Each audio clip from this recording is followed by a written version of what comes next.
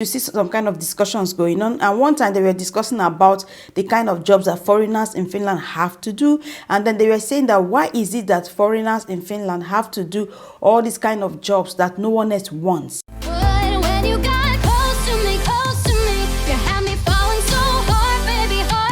Hi guys, welcome back to my channel.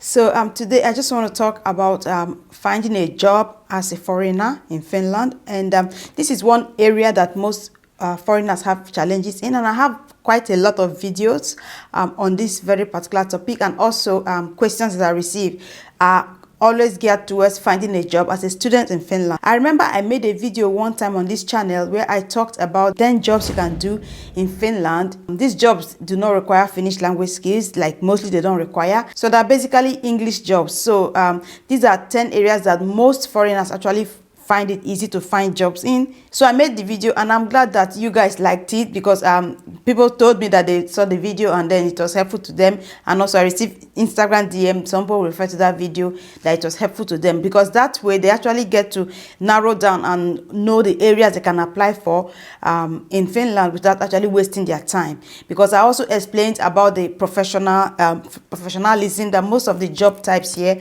you need to have a degree for it. So with that understanding, so you know, okay, this is my language skill at the moment, or this is my skills at the moment, so this is what I can apply for, or what kind of job I can search for and get until I get a degree in Finland. So it has been helpful. But I want to just clarify some things. I see that YouTube is also promoting that video because people are finding it helpful.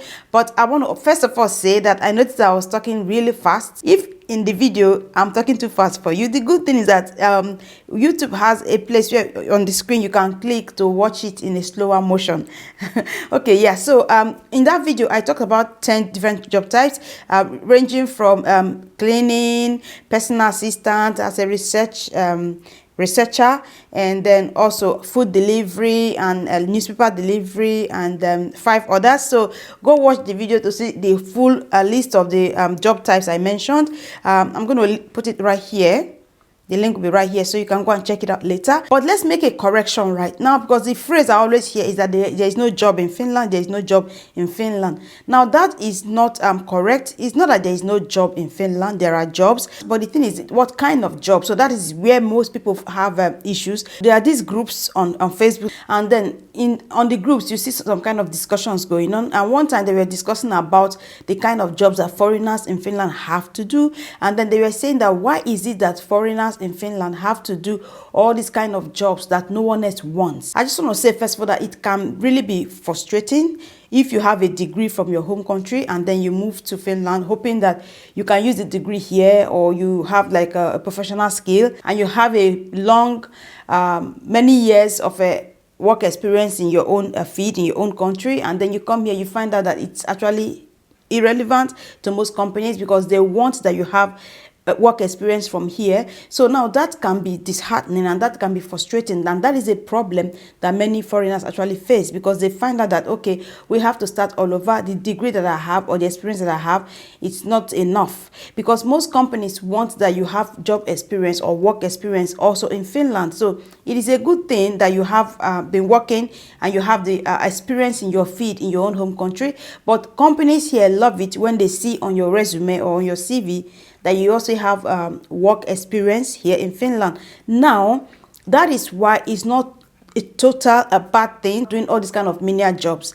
Now, the discussion on the group was that we don't have to do it, you know, and stuff like that. And I always say this: you choose for yourself what you want to do. You know what your plans are. You know what your goals are. You know what your objectives are. So you decide which one do you want, which one that is good for you, because it's actually better to do something than to do nothing. So if you decide that, okay, I'm not going to do anything until I get a job as an expert in radiology, what is that? I say, or okay, a dermatologist, for example, and you're an expert, skin care and all that, and then you're not going to do any other job until you find that particular job, then you may end up doing nothing. So that's why I always advise that even if it is not possible to get a job in your own field, then you can take a look at all these other areas. This was the intention I had in mind when I made that video, you know, so that you can actually look at these areas, because these areas are areas that most foreigners easily get jobs in, and the companies are not so hell-bent. They're not requiring that you speak Finnish language like that. I mean, it's not like a huge requirement. So these are easy jobs to get. Now, I have to say that this is not only in Finland. There's a group I'm on, and then we're talking, and most of them, they are all saying the same thing. They're in Italy, in France, and all over the place, and they're all saying the same thing, that in their country, it is hard sometimes to find a job as a foreigner, because some of the companies are not willing to hire you because they don't know you. So they would rather give the spot to a native person than a foreigner. So it is not only in Finland. Now, this is something that is all over the world. So, and if imagine that immigration is a new thing in Finland. You can't compare it to places like USA and Canada, where people have been migrating to for a long time. So the culture and the work environment is already so international, because there are lots of international people and companies are used to that, and lots of opportunities. But here in Finland, immigration is not really something that is that's been happening for a long time. It's almost new, so it's still going to take time for companies, all the companies, to totally open their doors to foreigners and be willing to give opportunities. Until then, what you can do is to just look for different ways that you can actually make build your own brand, or build your own career, and also build your own profile, or work profile and CV. So getting working in some of these fields, these 10 job types, even if they are not what you have in mind, it's going to help a long way. Having some work experience in Finland is going to increase your work possibility, like the possibility of getting hired if you apply for a job position. Now, the major thing, or one of the major benefits of this, is that you get to build your CV. You know, I did a video one time where I talked about how you can get hired faster, things that you can do, and in that video I mentioned the work training, volunteering, and building your work experience and stuff like that. So I'm going to link that video up here so you can go check it out. That video is really helpful, and I also gave tips about a CV and all that. All the 10 job types that I mentioned in that video, they are all paid jobs, like the one I talked about, cleaning and delivery, newspaper delivery. You don't really do all those things in internship. No, they don't have trainings for those. You just start work, get paid like that. But then maybe as a researcher, then you can be a research assistant for a couple of months as a trainee. So that too is possible. But either way, if you're going to get something as a trainee or get something on the to be paid, the point is that you actually have something to do, and then you get to build your CV, because most companies look at that. Now, apart from looking for these jobs by yourself on the internet, like I have a video where I talked about work in Finland, and I gave 6 different ways that you can work in Finland. 6 different ways, and also the places to apply for English jobs in Finland, the websites that you can find jobs and apply, and generally websites that you can apply for jobs in Finland. So I have a video, I'm going to put it here so you can check it out. In that video I showed the different websites, I gave different options and how you can apply for them, so definitely check that out here.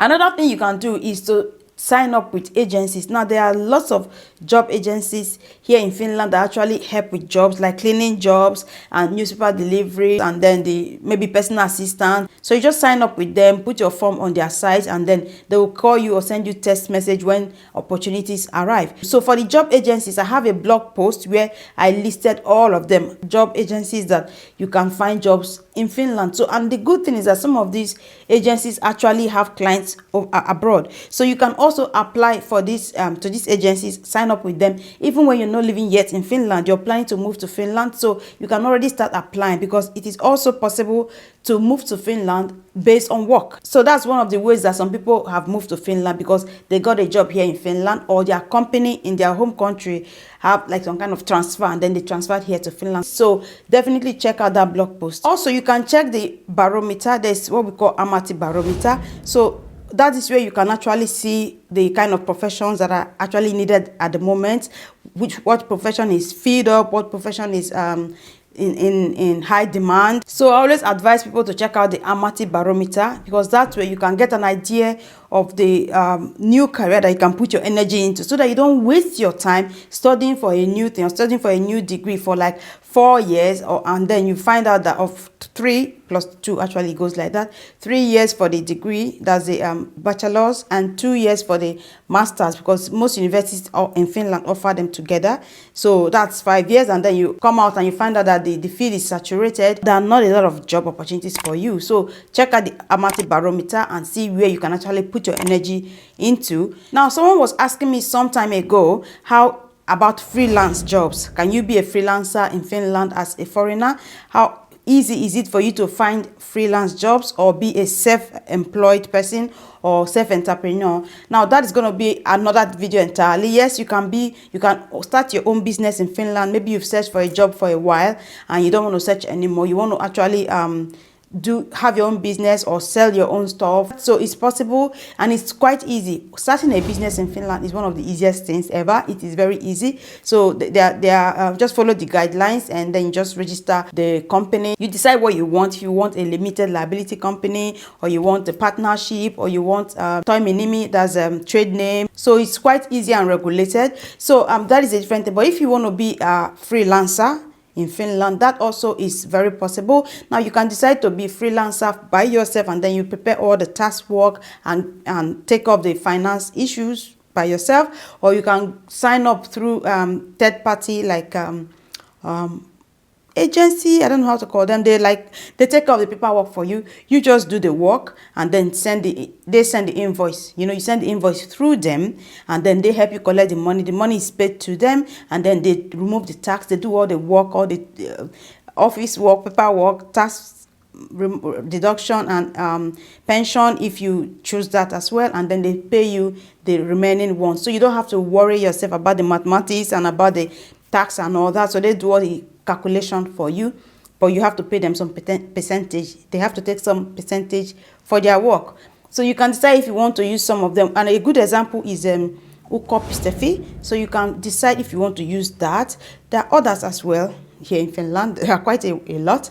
Or you can do it by yourself, and then you just prepare your own invoice and just send everything to the person you're working with. But either way, yes, you can be a freelancer here. Now, the truth actually is that starting out is always difficult. That is the truth. There are so many businesses that were started by foreigners and didn't actually succeed. I mean, they had to close after a few months or a few years because of certain issues. And one person that I spoke with one time, and she was saying that the thing was that she didn't get a lot of customers, so this business ran down. So that's another thing. You may be a freelancer, but getting the customers may be difficult if you're just starting out, if you're new. So that is why you still need to build your portfolio or your network.